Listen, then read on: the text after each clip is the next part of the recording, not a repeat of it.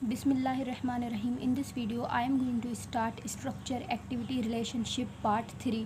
इससे पहले पार्ट 1 और पार्ट 2 में कवर कर चुकी हूँ। पहले आप पार्ट 1 और पार्ट 2 देखें, उसके बाद पार्ट 3 देखिएगा, नहीं तो आपको ये सही से समझ नहीं आएगा। स्ट्रक्चर एक्टिविटी रिलेशनशिप सारा चेंजेस के बारे में है कि किस तरह से स्ट्रक्चर में चेंज करने की वजह से एक्टिविटी में चेंजेस आती हैं। तो हम ये देख रहे थे कि कौन कौन सी हम चेंजेस कर सकते हैं। पहले हमने कार्बन स्केलेटन को चेंज करके देखा था एक्टिविटी पे इफ़ेक्ट। उसके बाद हमने सब्स्टिट्यूशन पे एक्टिविटी का इफ़ेक्ट देखा था, सब्स्टिट्यूट करने की वजह से एक्टिविटी पे क्या इफ़ेक्ट आ रहा है, किस तरह से एक्टिविटी चेंज हो रही है। और आज हम देखेंगे कि स्टीरोकेमिस्ट्री का एक्टिविटी पे क्या इफ़ेक्ट है, यानी अगर हम कंपाउंड्स की स्टीरोकेमिस्ट्री चेंज करेंगे तो एक्टिविटी पे क्या इफ़ेक्ट आएगा, किसी भी ड्रग की एक्टिविटी पे क्या इफ़ेक्ट आएगा। तो ये हम देखने जा रहे हैं effect of stereochemistry on structure activity relationship.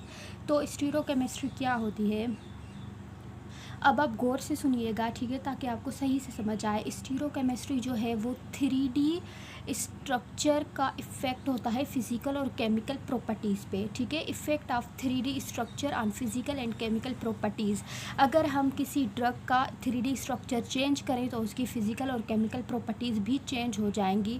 ये मैंने इस फेनोमेना को स्टीरोकेमिस्ट्री कहते हैं। ये मैंने जो है ना वो सिंपल करके बताया है ताकि आपको कॉन्सेप्ट क्लियर रहे, ठीक है। तो स्टीरोकेमिस्ट्री क्या है? स्टीरोकेमिस्ट्री है 3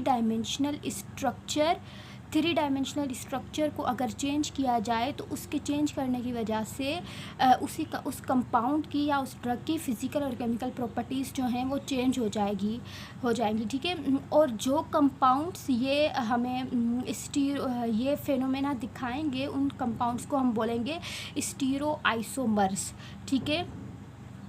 अब स्टीरो आइसोमर्स क्या होते हैं? स्टीरो का मतलब होता है 3 डायमेंशनल स्ट्रक्चर, और आइसोमर्स आपको पता है बट मैं फिर भी बताती हूँ आइसोमर्स क्या होते हैं।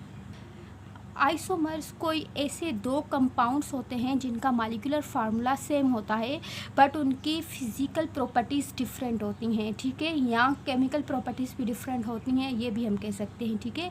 यानी आइसोमर्स वो दो कंपाउंड्स हैं जिनका मॉलिक्यूलर फार्मूला सेम हो बट उनकी फ़िज़िकल प्रॉपर्टीज़ डिफरेंट हो, उनको हम बोलते हैं आइसोमर्स। और स्टीरोकेमिस्ट्री के केस में हम इस तरह से कहेंगे वो दो कंपाउंड्स हैं जिनका 3D स्ट्रक्चर डिफरेंट हो बट मॉलिक्यूलर फार्मूला उनका सेम हो।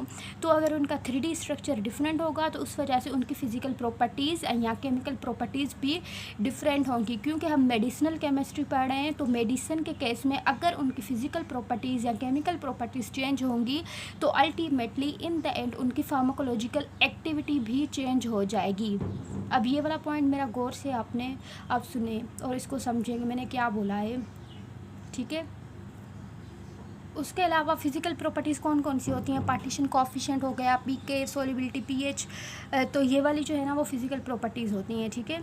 अब देखें मैंने क्या बोला कि अगर स्टीरोकेमिस्ट्री हम देख रहे हैं स्ट्रक्चर एक्टिविटी रिलेशनशिप में, अगर स्टीरोकेमिस्ट्री यानी 3D स्ट्रक्चर 3 डायमेंशनल स्ट्रक्चर अगर हम ड्रग का चेंज करेंगे तो उसकी फ़िज़िकल और केमिकल प्रॉपर्टीज़ चेंज होंगी। अगर उसकी फ़िज़िकल और केमिकल प्रॉपर्टीज़ चेंज होंगी तो उसका फार्माकोलॉजिकल इफ़ेक्ट चेंज होगा, फार्माकोलॉजिकल प्रॉपर्टीज़ डिफरेंट आ जाएंगी, डिफरेंट फार्माकोलॉजिकल प्रॉपर्टीज़ होंगी। फॉर सपोज दो स्ट्रक्चर्स हैं हमारे पास, दोनों का मॉलिक्यूलर फार्मूला सेम है बट उनका 3 डायमेंशनल स्ट्रक्चर डिफरेंट होने की वजह से उनकी प्रॉपर्टीज़ डिफरेंट हो गई, और अगर उनकी प्रॉपर्टीज़ डिफरेंट हो गई तो उनका फार्माकोलॉजिकल इफ़ेक्ट या फार्माकोलॉजिकल एक्टिविटी या फार्माकोलॉजिकल प्रॉपर्टीज़ भी उनकी चेंज हो जाएंगी। यहाँ पे हमारा पॉइंट यही है कि फार्माकोलॉजिकल एक्टिविटी को चेंज करना, ठीक है। तो डिफरेंट फार्माकोलॉजिकल प्रॉपर्टीज़ हमें देखने को मिलेंगी। अब इसका एक एग्जाम्पल ले लेते हैं। अब ये पॉइंट बहुत ज़्यादा इंपॉर्टेंट है, इसको आप गौर से सुने। देखें हमारे पास दो कंपाउंड्स हैं, इन दोनों का मॉलिक्यूलर फार्मूला सेम है, लीवोफिनोल और डेक्स्ट्रोफिनोल। इन दोनों का मॉलिक्यूलर फार्मूला सेम है बट इनका स्टीरोकेमिस्ट्री हम पढ़ रहे हैं ना, तो इनका 3 डायमेंशनल स्ट्रक्चर जो है ना डिफरेंट है, और इनका 3 डायमेंशनल स्ट्रक्चर डिफरेंट होने की वजह से इनकी प्रॉपर्टीज़ डिफरेंट है।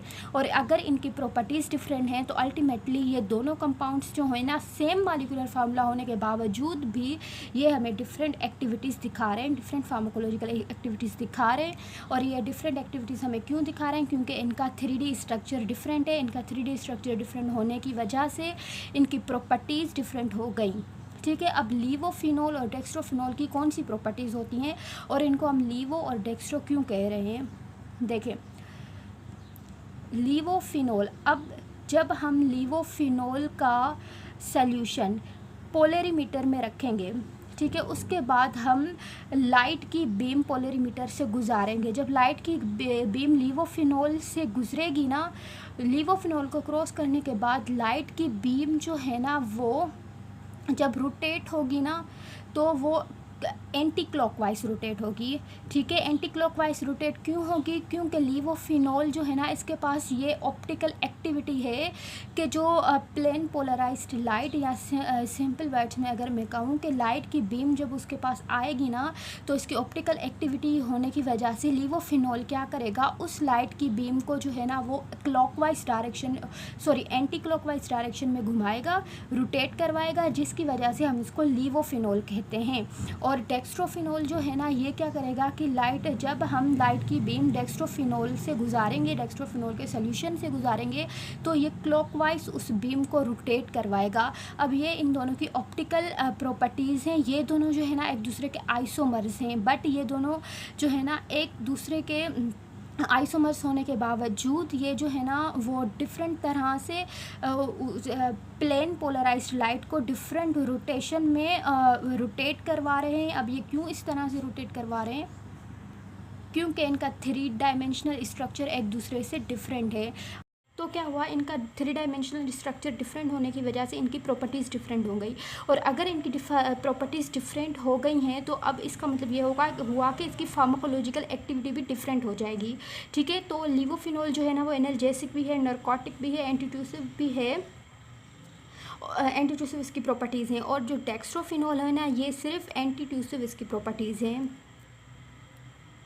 अब ऐसा क्यों है? अब आप सोच रहे होंगे कि स्ट्रक्चर को चेंज होने की वजह से, डायमेंशन 3D अरेंजमेंट चेंज होने की वजह से ऐसा क्या हो रहा है कि फार्माकोलॉजिकल एक्टिविटी डायरेक्ट चेंज हो रही है। ये इसलिए चेंज हो रही है क्योंकि देखें, जो हमारे रिसेप्टर्स होते हैं ना वो रिसेप्टर जो हैं वो स्ट्रक्चर स्पेसिफिक होते हैं। रिसेप्टर हर किसी ड्रग को बाइंड नहीं कर लेते, सिर्फ उन्हीं स्ट्रक्चर्स के साथ वो बाइंड होते हैं जिनके साथ उनका स्ट्रक्चर मैच होता है, ठीक है। तो लीवोफिनोल का जो है ना वो काफ़ी रिसेप्टर्स के साथ स्ट्रक्चर मैच हो रहा था, इसलिए ये जो है ना वो काफ़ी प्रॉपर्टीज़ और काफ़ी एक्शन जो है ना ये दिखा रहा था। और डेक्स्ट्रोफिनोल जो है ना वो सिर्फ एंटीट्यूसिव वाले रिसेप्टर्स को ही एक्टिवेट कर पा रहा था, इसका स्ट्रक्चर सिर्फ उन रिसेप्टर्स के साथ ही मैच हो रहा था, इसलिए इसकी जो है ना सिर्फ ये वाली प्रॉपर्टीज़ है। तो अब आपने देखा होगा कि किस तरह से स्टीरियोकेमिस्ट्री जो है वो इफ़ेक्ट कर रही होती है इनकी फार्माकोलॉजिकल एक्टिविटी पे। इसके अलावा एक और एग्जांपल देख लेते हैं कि जो सिस डाई इथाइल स्टिलबेस्ट्रोल है वो जो है 7% उसकी एस्ट्रोजेनिक एक्टिविटी है, और जबकि ट्रांस डाई इथाइल स्टिलबेस्ट्रोल जो है इसकी एक्टिविटी जो है ना वो ज़्यादा है as compare to cis diethylstilboestrol. अब ऐसा क्यों है? क्योंकि इनमें भी जो है ना वो इनकी 3D अरेंजमेंट जो है ना एक दूसरे से मुख्तलिफ होती है। भले ये दोनों सेम, बट इनकी 3D अरेंजमेंट जो है एक दूसरे से डिफरेंट होती है। ऊपर वाला जो है वो सिस अरेंजमेंट में होता है, नीचे वाला जो है ना वो ट्रांस में होता है। सिस और ट्रांस आपको अच्छी तरह से पता है कि सिस अरेंजमेंट में क्या होता है कि जो हाई प्रायोरिटी वाले एलिमेंट्स है ना स्ट्रक्चर में वो एक दूसरे की सेम साइड्स पे होते हैं, और ट्रांस में जो है ना वो एक दूसरे के अपोजिट साइड में एलिमेंट्स होते हैं। तो ये आपको ज़्यादा पता है। और इसके अलावा इसका रीज़न एक और भी है कि जो सिस आइसोमर्स होते हैं ना वो ज़्यादा स्टेबल होते हैं, ट्रांस जो है ना वो सिस जो है वो कम स्टेबल होते हैं, इसलिए ये एक्टिविटी कम दिखाते हैं, और ट्रांस जो है ना वो ज़्यादा स्टेबल होते हैं, ठीक है। तो ट्रांस के कंपैरिजन में अगर हम इस सिस डाइइथाइल स्टिलबेस्ट्रोल की एक्टिविटी देखें तो इसकी सिर्फ 7% होती है, जबकि इसकी एक्टिविटी जो है ना वो 100% होती है। तो अब मैं आपको बताऊंगी कि आइसोस्टेरिज्म क्या होता है। इससे पहले जो मैंने आपको बताया था वो था, उसमें स्टेरिज्म जो है ना या 3 डायमेंशनल अरेंजमेंट एटम्स की, इलेक्ट्रॉन्स की डिफरेंट थी, ठीक है। बट अब यहाँ पे क्या होगा, 3 डायमेंशनल अरेंजमेंट जो है ना वो एटम्स की वो सेम होगी, इसलिए हम इसको आइसोस्टेरिज्म बोल रहे हैं।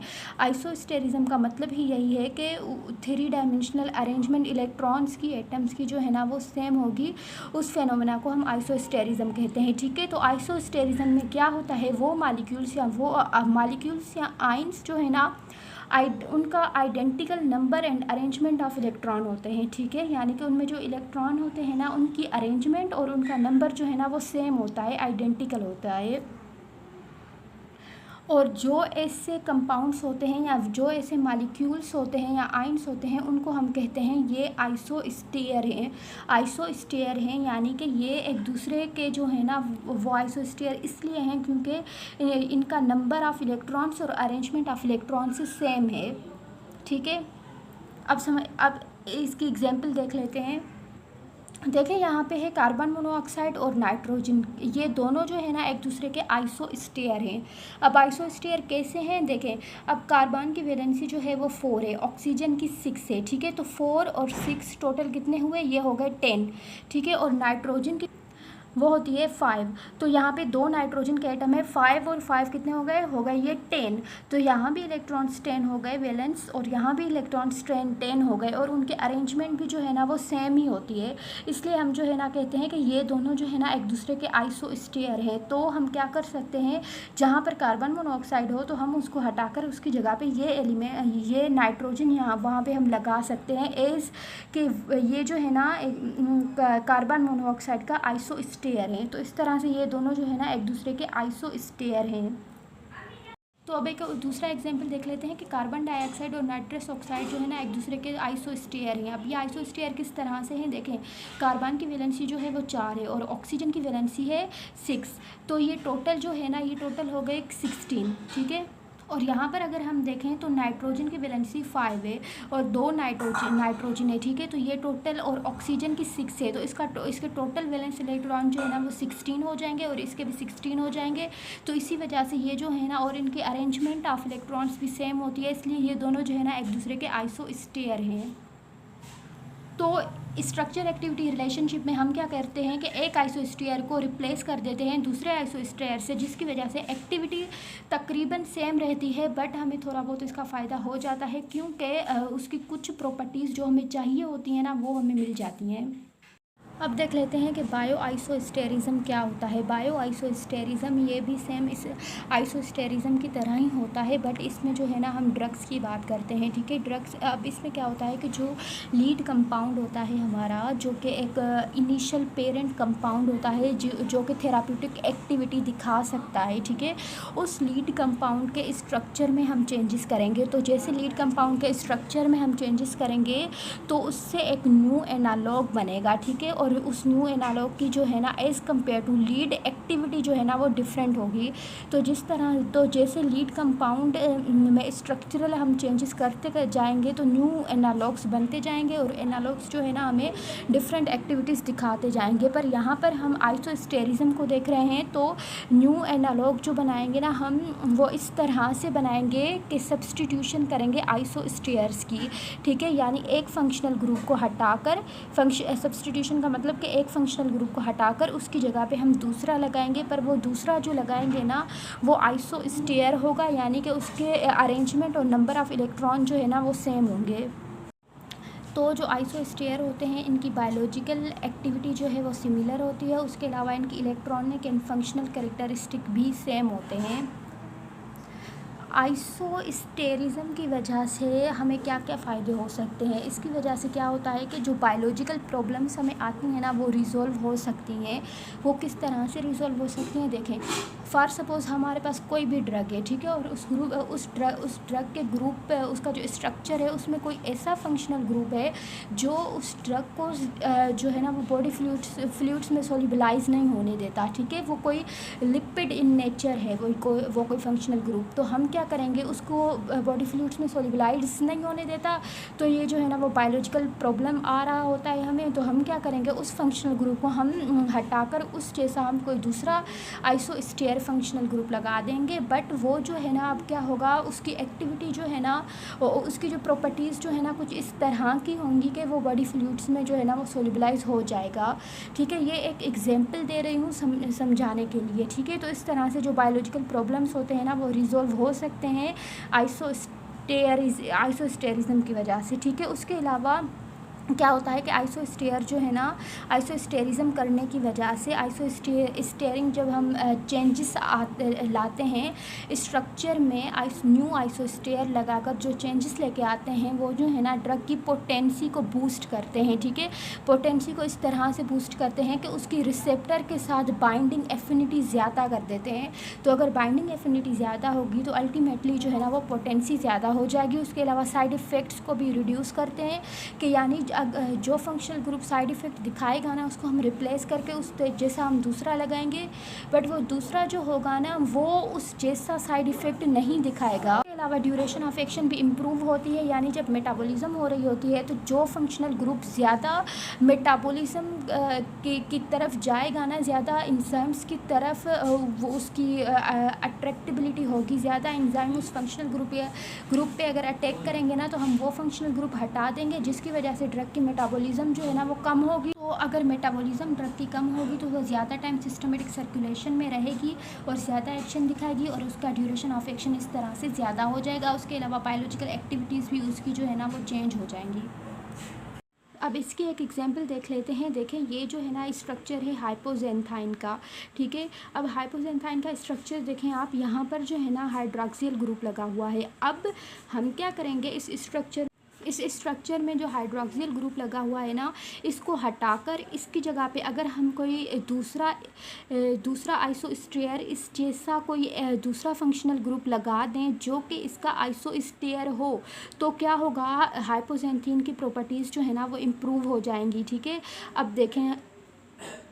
अब देखें हमने क्या किया कि हाइड्रॉक्सिल, ये स्ट्रक्चर वही सेम है हाइपोजेंथाइन वाला, बट हमने यहाँ पे हाइड्रॉक्सिल ग्रुप की जगह यहाँ पे थायोल ग्रुप लगा दिया। ठीक है, जो कि हाइड्रॉक्सिल ग्रुप का आइसोस्टेयर है। अब इसकी वजह से क्या हुआ, एक न्यू कंपाउंड, एक न्यू ड्रग बन गई जो कि है 6-मरकेप्टोप्यूरिन, जो कि हम एक as anti tumour agent use करते हैं। अब जो हाइपोजेंथीन है ना, हाइपोजेंथाइन जो है ये प्यूरिन एनालॉग है। जब प्यूरिन के मेटाबॉलिज्म हो रही होती है उसमें ये जो है ना मेटाबोलाइट बनता है। अब हमने क्या किया, इस मेटाबोलाइट को उठाकर और इसमें जो फंक्शनल ग्रुप लगा हुआ था उसको हमने थायोल के साथ चेंज कर दिया।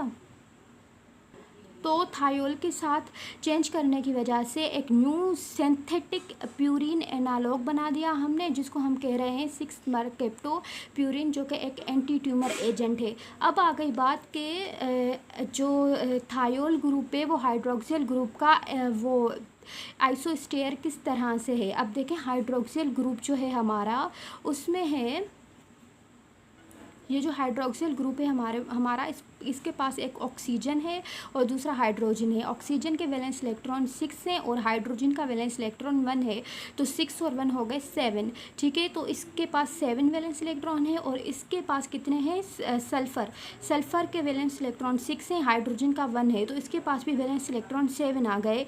तो और इनकी अरेंजमेंट भी जो है ना, इलेक्ट्रॉन्स की अरेंजमेंट भी जो है ना इसमें सेम होती है, जैसे हाइड्रोक्सिल ग्रुप में होती है ऐसे इसमें होती है। इसी वजह से ये दोनों जो है ना एक दूसरे के आइसोस्टेयर हैं। तो अब क्या हुआ, हाइपोजेंथीन से बन गया 6-मरकेप्टोप्यूरिन आइसोस्टेयर को लगाकर। तो ये था effect of stereochemistry on activity of the compound. ठीक है, तो यहाँ पर स्ट्रक्चर एक्टिविटी रिलेशनशिप मुकम्मल हुआ। आई होप आपको जो है ना ये कॉन्सेप्ट बहुत अच्छे से समझ आ गया होगा और आप कभी भी इसको जो है ना भुला नहीं पाएंगे इस कॉन्सेप्ट को। तो इसकी 3 वीडियोस थी, आप तीनों वीडियोस देखिएगा, आपको ये कॉन्सेप्ट्स जो है ना वो हमेशा के लिए याद रह जाएंगे। Thank you.